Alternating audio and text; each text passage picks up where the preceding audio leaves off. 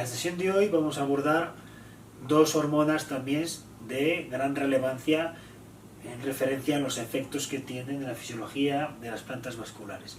En primera instancia vamos a hablar del ácido abscísico y posteriormente vamos a hablar de las gibberelinas. Si previamente citamos tanto citoquininas como ácido indolacético o auxinas, ¿sí?, y las incluimos dentro de la categoría de las hormonas que promueven el crecimiento. ¿De acuerdo? El crecimiento.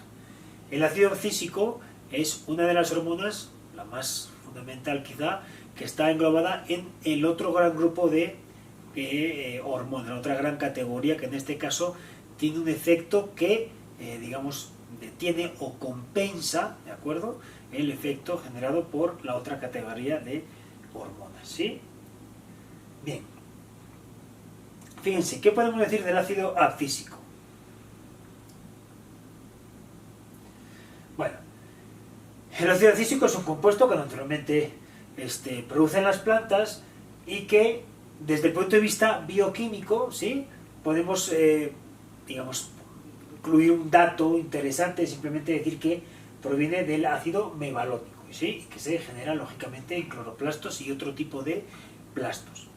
A continuación voy a ir enumerando, ¿sí?, las funciones en las que se les relaciona el ácido abscísico, ¿sí?, los efectos que tiene el ácido abscísico en la fisiología de las plantas.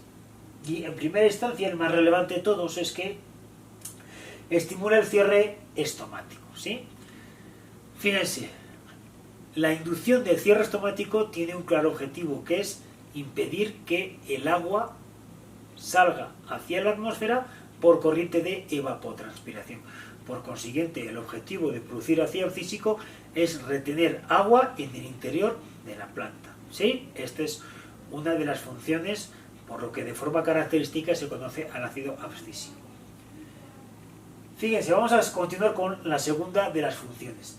Dice que inhibe el crecimiento del tallo, pero no de las raíces. Bien. De hecho, se ha publicado alguna planta, ¿sí?, en la cual la presencia de abscísico induce el crecimiento de raíces. Bien.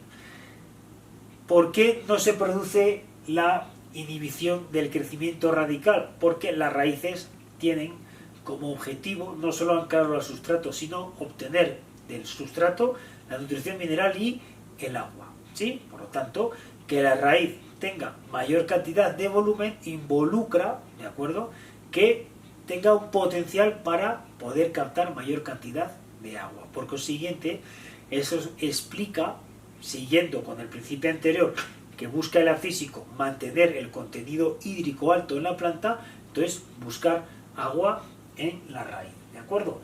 Inhibe el crecimiento del tallo porque en general inhibe todo tipo de crecimiento, ¿sí? El crecimiento de tallo no solo implica el crecimiento del tallo, sino también ramificaciones y por consiguiente tejido foliar. Veremos más adelante que el ácido abscísico tiende a detener el crecimiento, es más, induce la senescencia, ¿sí? Pero lo vamos a ver un poquito más adelante. Fíjense, ¿qué más?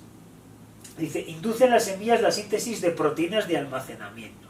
Bien, si veíamos que tanto auxinas como citoquininas promovían la germinación de semillas, incluso eliminaban la dormición, lo que hace el ácido abscísico es inducir la síntesis de proteínas de almacenamiento. ¿Por qué? Porque el abscísico no va a promover la germinación, va a promover la latencia. Y para que la latencia sea exitosa, para que una semilla pueda postergar este estado latente en el tiempo, necesita una serie, ¿sí?, de elementos que va a generar lo que se denomina el endospermo, que no es ni más ni menos que un tejido de reserva que cuando la semilla germine y empiece a producir las estructuras fotosintéticamente activas, tendrá que tener un reservorio, ¿sí?, presente en la semilla para poder generar este proceso. Por lo tanto, el ácido abscísico está involucrado en la maduración de las semillas, en la formación de las semillas, particularmente en este caso para la síntesis de proteínas de almacenamiento, ¿de acuerdo?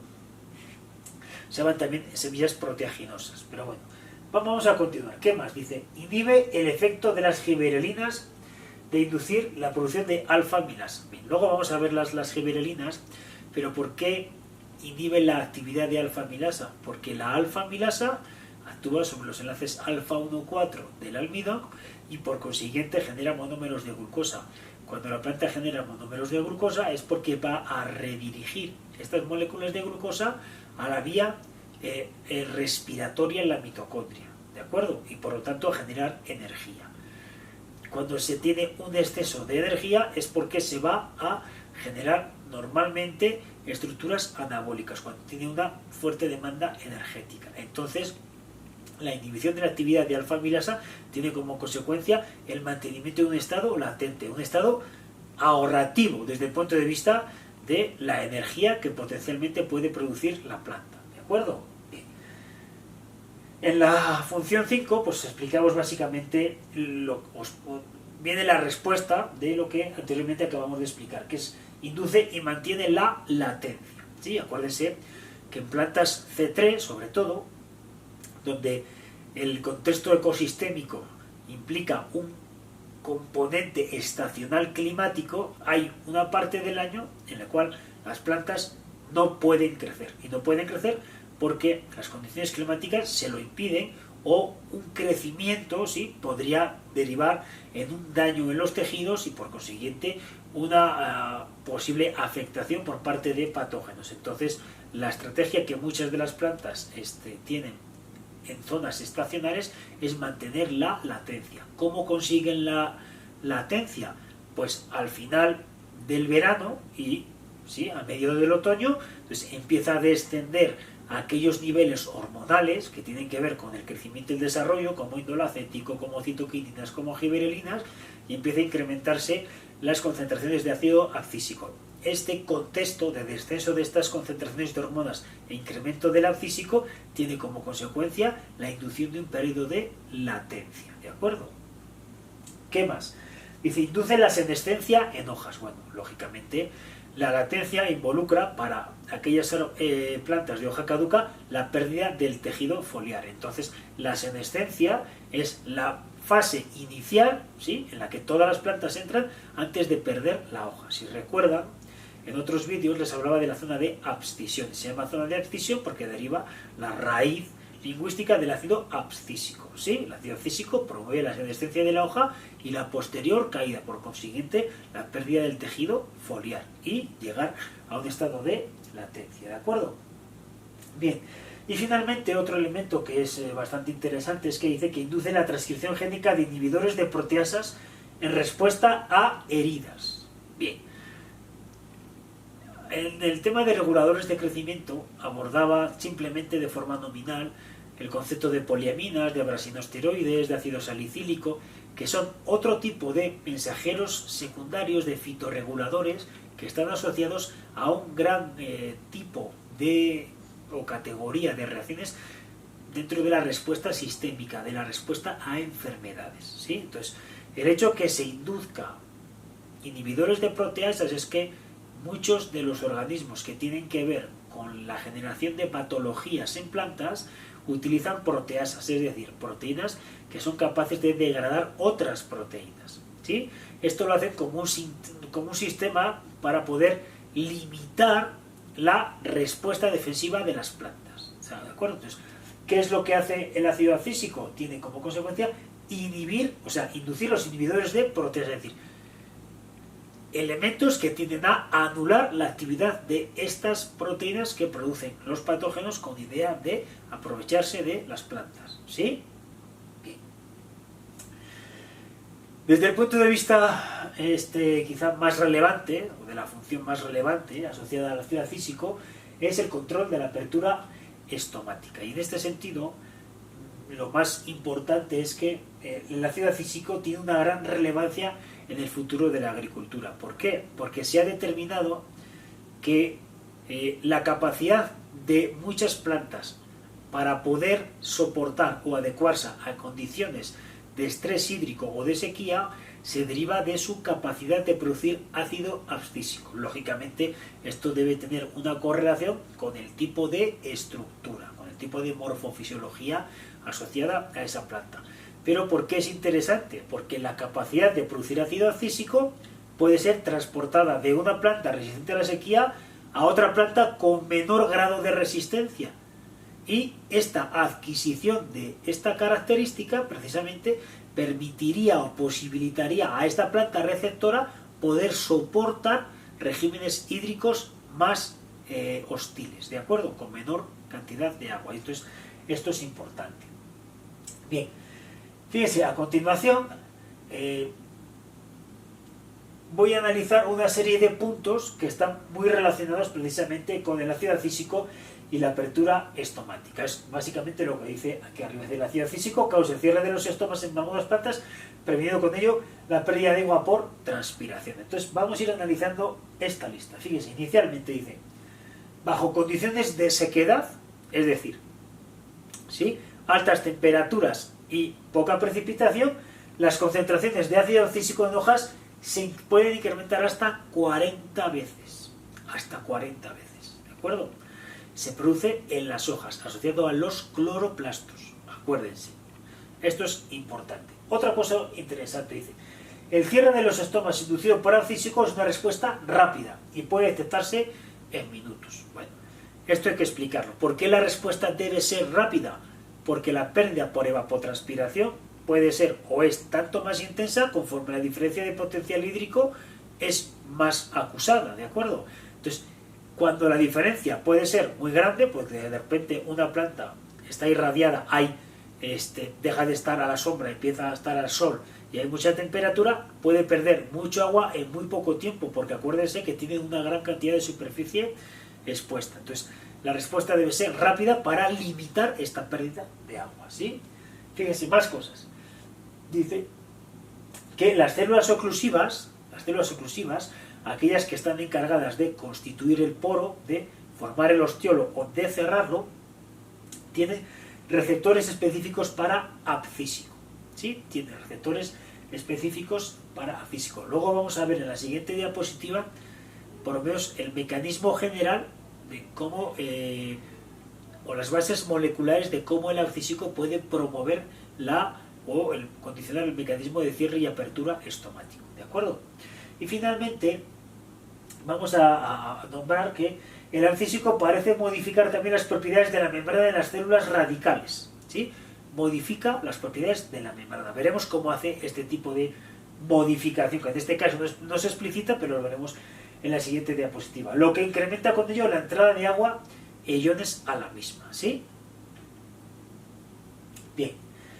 Fíjense, en la siguiente diapositiva lo que visualizamos es un esquema de cómo interactúa el ácido abscísico con las células, fundamentalmente las asociadas a los estomas, ¿de acuerdo? Y en este caso vemos que el abscísico se une a un receptor de membrana. Bien. Una vez que se une al receptor de membrana, suceden varios elementos. No me voy a dedicar a profundizar en cada uno de ellos, pero sí quiero que entiendan la línea general. Fíjense, hay varios elementos, pero todas estas rutas de respuesta involucran el transporte de iones con carga eléctrica, ¿sí? Bien porque se transporta desde el exterior de la célula al interior de la célula, o bien porque sale de la vacuola central hacia el citoplasma. Pueden ser tanto de cargas positivas, en este caso está involucrado el calcio, el potasio, pero también de cargas negativas, como el cloro. Bien. Este flujo intenso de cargas a ambos lados de la membrana tiene como objetivo generar un proceso que se denomina despolarización de la membrana. Y la despolarización de la membrana deben entenderla como un cambio brusco de la carga eléctrica a ambos lados de la membrana. ¿Por qué la célula actúa de esta manera? Porque hay esta vía de respuesta. Fíjense. Cuando las células funcionan a través del proceso de despolarización de la membrana, lo que se busca es ejecutar una respuesta rápida.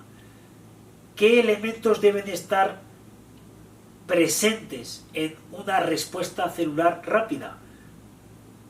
Primeramente, proteínas preconstituidas, ¿de acuerdo? Si tenemos que responder rápidamente, no podemos pretender que una señal genere un factor de transcripción y el factor de transcripción vaya al núcleo y el núcleo sí tenga que regular la expresión de un gen y entonces luego ir al ribosoma y producir una proteína, esto es más largo, ¿sí? Puede tardar más de media hora. Entonces, esto puede ser una respuesta muy rápida. El proceso de despolarización se basa en la presencia de proteínas preexistentes, ya están preconfiguradas. Y cuando la carga eléctrica cambia, entonces inmediatamente se activan. Ya está la proteína preconstituida y se va a activar rápidamente, ¿de acuerdo? Entonces, esto es un elemento interesante porque nos permite entender cómo es la vía de respuesta del ácido abscísico, ¿sí? Simplemente quiero que les quede claro el concepto de despolarización de la membrana asociado al concepto de adecuación mediante una respuesta rápida. En este caso es la despolarización de la membrana, ¿sí?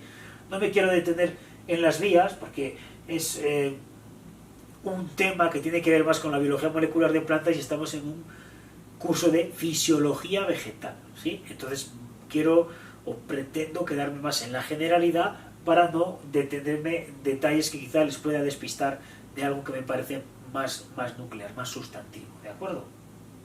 Bien, hasta aquí vemos el ácido abscísico y quiero comenzar simplemente, o vamos a ver el tema de las giberelinas, ¿sí? Bien, inicialmente las giberelinas son un tipo de hormonas que de forma característica generan un alargamiento, ¿sí?, en los tallos, ¿sí?, en entrenudos. ¿Cómo se percibió esto? Porque la primera vez que se aisló estas giberelinas estaban en un contexto, digamos, patológico. Había una interacción entre hongos y plantas, particularmente hongos del género Giberella y hongos del género Fusarium. Ambos tipos de hongos producen este tipo de metabolito secundario que deriva en este alargamiento, ¿de acuerdo?, de entrenudos en las plantas, ¿sí? De ahí viene su nombre giberelina, ¿eh? Las giberelinas están en la misma categoría de hormonas que estaban tanto las citoquininas como el indolacético, ¿sí? Vamos a ir analizando cada una de las funciones en las que están implicadas las giberelinas. Fíjense, inicialmente dice que induce el alargamiento de entrenudos en tallos al estimular la división y la elongación celular. Es decir, ya veíamos que el indolacético inducía la elongación, las citoquininas la división. Bueno, de la misma manera las giberelinas están implicadas ahora tanto en elongación como en división, en los dos procesos, ¿de acuerdo? Seguimos, fíjense, dice, hay un efecto en la sustitución de las necesidades de frío o de día largo requeridas por muchas plantas. Bien, esto no lo he explicado, pero en climas estacionales hay muchas plantas que requieren detectar días de frío para posteriormente germinar, ¿de acuerdo? A este proceso de la detección del frío, ¿sí?, se denomina vernalización, ¿sí? Las plantas deben identificar aquella parte del año en la cual sus semillas no deben germinar o sus elementos meristemáticos no deben tener actividad intensa, porque las heladas, la exposición a condiciones climáticas no favorables puede derivar en un daño muy severo, ¿sí? Entonces, la manera en como las plantas lo hacen es identificando los días de frío o también plantas de días largos, pero a esto me voy a referir cuando vea más el fitocromo, ¿sí? En el fitocromo voy a explicar lo que significa plantas de día largo y plantas de día corto. Fíjense, otro efecto de las giberelinas. Dice que induce la partenocarpia en algunas especies de frutales. Acuérdense, la partenocarpia era aquel término que utilizamos para referirnos a la producción de frutos sin semillas, ¿sí?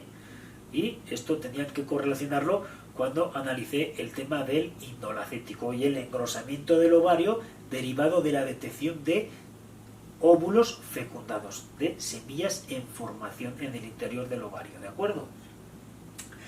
¿Qué más? Dice que elimina la dormición que presentan yemas y semillas en numerosas especies. Acuérdense que la dormición era un concepto que utilizamos para referirnos a la latencia, a un periodo donde el crecimiento de elementos que potencialmente pueden tener una actividad metabólica muy intensa, como es la germinación y la producción de brotes verdes, está detenido, ¿sí? Está detenido porque, les insisto, hay periodos en el año en el cual no es conveniente germinar, no es conveniente crecer. Por lo tanto, esto lo que pone es un freno. Y es exactamente lo que elimina las gibberelinas. Las gibberelinas eliminan la dormición, induce el crecimiento. ¿Sí? ¿Qué más? Estimula la producción de alfa-amilasa. Si veíamos que el abscísico limitaba o atenuaba la producción de alfa-amilasa, esta tiene el efecto contrario. Produce alfa-amilasa para generar energía a partir de la degradación del almidón. ¿De acuerdo? Bueno. Fíjense, ¿qué más? Retrasa la maduración de los frutos. ¿Sí? Retrasa la maduración de los frutos. Esto es interesante. La maduración de los frutos se da como consecuencia de la presencia del otro grupo de hormonas, tanto abscísico como etileno. Un fruto madura cuando se está persiguiendo el consumo, ¿de acuerdo? Pero si no se persigue el consumo porque todavía tiene que crecer, entonces estamos bajo el efecto de las gibberelinas. Retrasa la maduración de los frutos. ¿Qué más? Bueno, induce la masculinidad en flores de plantas monoicas. Bien. Si me da tiempo a ver el tema de reproducción vegetal, lo veremos. Las plantas pueden ser monoicas, cuando en un pie de planta tenemos flores masculinas o flores femeninas, o pueden ser dioicas, ¿sí? Donde hay pies de planta que solo son masculinas o solo son femeninas. Y luego hay plantas que tienen flores hermafroditas. En este caso, lo que hacen las gibberelinas es inducen la masculinidad en flores de plantas monoicas, es decir, que en un pie de planta tenemos tanto elementos masculinos como elementos femeninos, pero de forma separada, no en el mismo conjunto floral, ¿sí? Y puede retrasar la senescencia de hojas y frutos encíticos. Todo esto es interesante a efectos de las aplicaciones industriales de las gibberelinas, ¿sí? Y en este caso me voy a ceñir a unos ejemplos que me parecen interesantes. ¿Bien? Dice que el principal uso de las gibberelinas es para incrementar el tamaño de los granos de uvas sin semillas, fundamental para todos los finales de año en la parte occidental del mundo. ¿Qué más? Fíjense, en los cítricos la aplicación de gibberelinas retrasa la senescencia. ¿Qué consecuencia tiene esto? Que los frutos pueden permanecer más tiempo en el árbol y entonces puedo tener el fruto en óptimas condiciones durante más tiempo, por lo tanto sacarlo al mercado en paquetes, ¿de acuerdo? Para evitar la pérdida, ¿sí?, por maduración antes de tiempo, ¿no? ¿Qué más? El incremento en la producción de enzimas hidrolíticas alfa-amilasa se emplea para incrementar la producción de malta en la producción de cerveza, ¿sí? También una aplicación interesante de las gibberelinas. Y de las más interesantes se da en el azúcar, que por una parte la utilización de gibberelinas tiene como consecuencia un incremento muy grande en la biomasa, ¿sí? Un incremento muy grande, podemos obtener hasta 20 toneladas por acre, y para el caso del azúcar, que se produce en la caña de azúcar, hasta unas 2 toneladas por acre, ¿de acuerdo? Entonces es una manera muy interesante de promover la utilización de hormonas en la industria agrícola, ¿sí? Bien, hasta aquí terminamos abscísico y gibberelinas, y en el siguiente tema abordaré un marco teórico fundamental, que es el del fitocromo.